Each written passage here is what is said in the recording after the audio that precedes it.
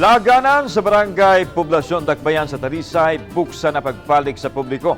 Ninibuana, drive-thru, lechon anaasam. Ang report ni Femari Dumabok.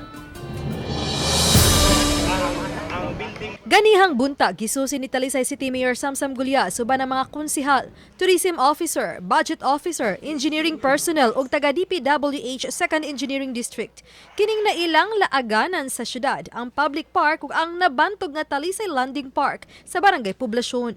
Giulagway ni Mickey Aznar, Talisay City Tourism Officer, nga bisan kun apektado ang maong proyekto sa bagyong Odette, apan dali kining naka-recover.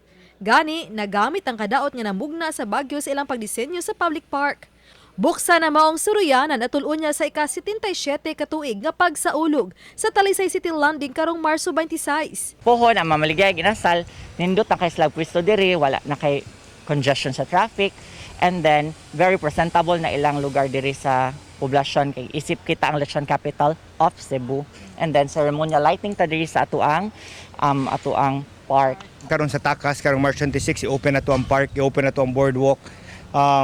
Semi-open na to ang mga facilities na gipangbuhat diri, and hataga na to perspective ang mga tao on what to expect in the near future as far as Poblasyon is concerned. Matod ni Engineer Leonard Abaw sa DPWH 2nd Engineering District nga bisan na ego sa bagyo, 90% na nga nahuman ang Phase 1 sa mga park ug 80% na sa Phase 2 sa upat ka andan nga building sa nagkadiyang mga buhatan, event and function halls.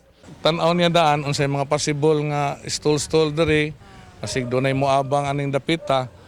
Kay labi na karong March 26 lang landing, siguro makita am sa gining apil.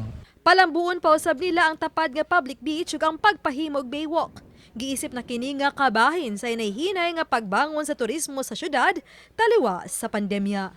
Uban ni June Sulon, ako si Femari Dumabok. Balitang Bisdak.